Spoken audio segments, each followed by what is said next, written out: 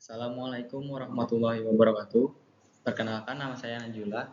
Saya dari Fakultas Ekonomi dan Bisnis, Program Studi Manajemen. Di sini saya akan mempresentasikan tugas UTS Bank dan Lembaga Keuangan dengan tema yaitu perbankan syariah. Di sini ada pendahuluan. Perbankan syariah adalah suatu sistem perbankan yang pelaksanaannya berdasarkan syariat Islam.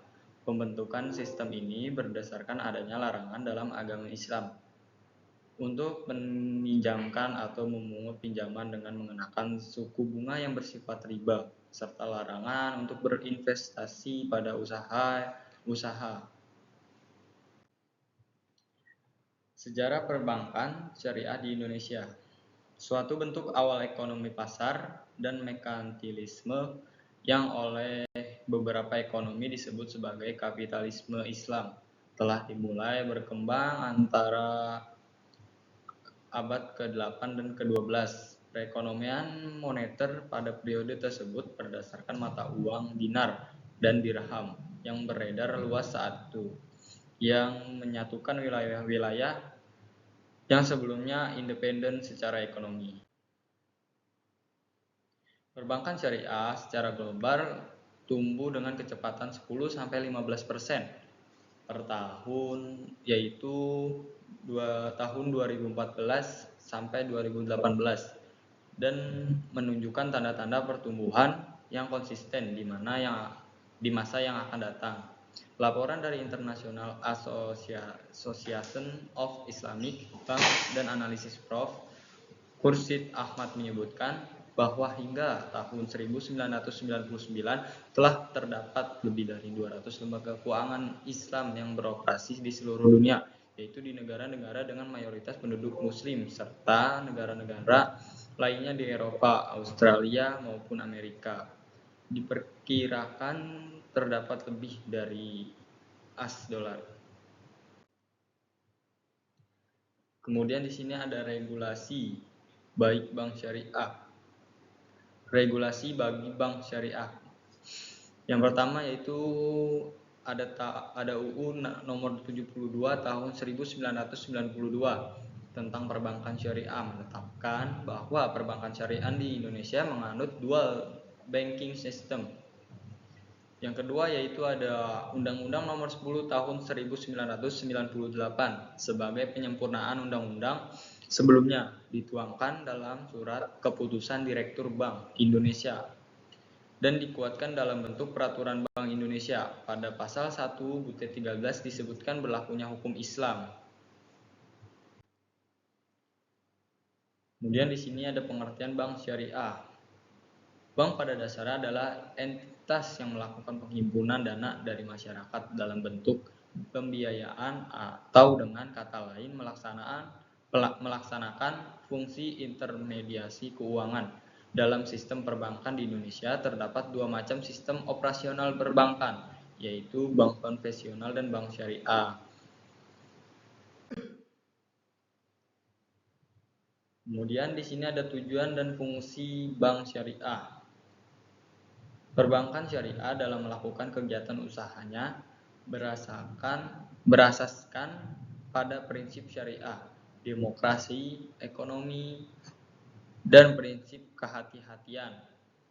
Perbankan syariah bertujuan menunjang pelaksanaan pembangunan nasional dalam rangka meningkatkan keadilan, kebersamaan, dan pemerataan kesejahteraan rakyat. Sedangkan fungsi dari perbankan syariah adalah bank syariah dan UUS wajib menjalankan fungsi menghindari menyalurkan dana masyarakat, menghimpun menyalurkan dana masyarakat. Selanjutnya di sini ada penanggung jawab bank syariah. Dalam pelaksanaan fungsi pengaturan dan pengawasan Otoritas Jasa Keuangan atau OJK tetap menerapkan tata kelola yang sama dengan bank konvensional, yaitu dengan menjalankan prinsip kehati-hatian dan juga memastikan tata kelola berjalan dengan baik. Meskipun begitu, manajemen bank syariah yakni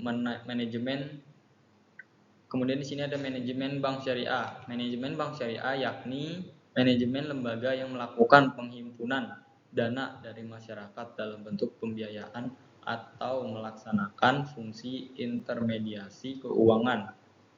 Dijelaskan pula oleh Andrianto dan M. Anang Firmansyah. Pada dasarnya manajemen perbankan di Indonesia dibagi dalam dua cabang, yakni konvensional dan syariah, sesuai Undang-Undang Nomor 21 Tahun 2008 tentang perbankan syariah.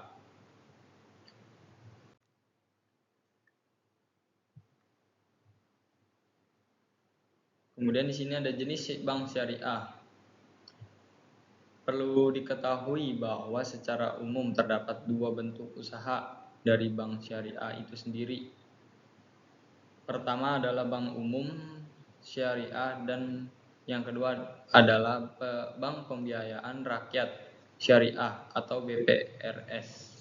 Kedua jenis usaha bank syariah tersebut memiliki fungsi dasar yang sama dalam menghimpun dan menyalurkan dana masyarakat. Namun ada perbedaan dalam operasi yang ditawarkan kepada nasabah. Kemudian di sini ada istilah bank syariah. Dalam aktivitas perbankan syariah, terdapat beberapa kosakata atau istilah yang berbeda digunakan oleh bank syariah jika dibandingkan dengan bank konvensional. Agar memahami maksud dan fungsi bank syariah lebih baik, berikut adalah istilah yang sering ditemui sebagai seorang nasabah, yaitu yang pertama ada pembiayaan, yang kedua ujroh, dan yang ketiga itu akad.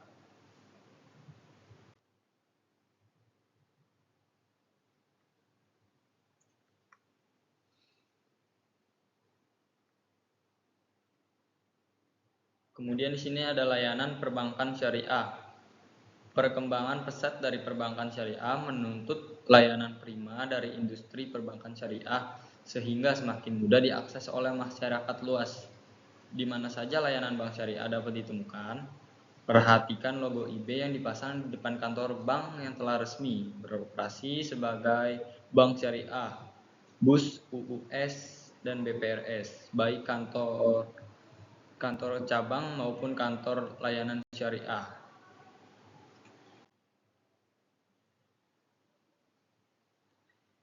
Kemudian di sini ada istilah bank syariah.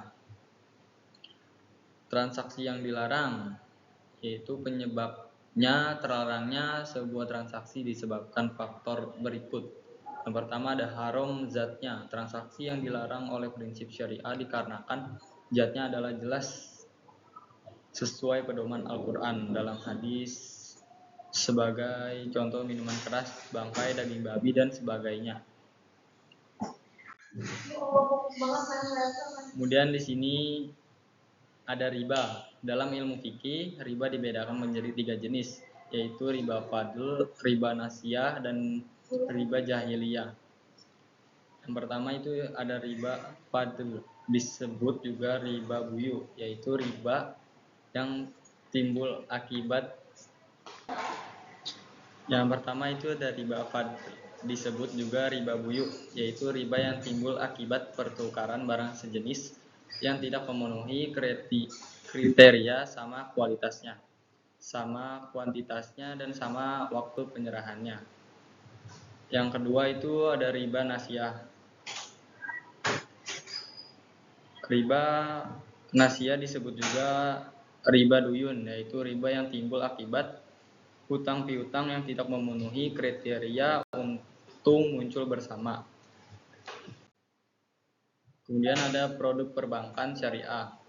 Beberapa produk jasa yang disediakan oleh bank berbasis syariah antara lain. Yang pertama yaitu ada titipan atau simpanan. Yang kedua ada bagi hasil. Yang ketiga ada jual beli. Yang keempat itu ada jasa. Kemudian di sini ada prinsip syariah.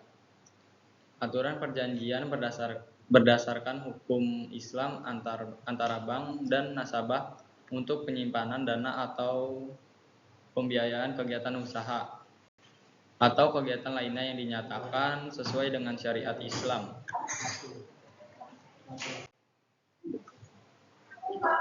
Kemudian sini ada akad wadi'ah.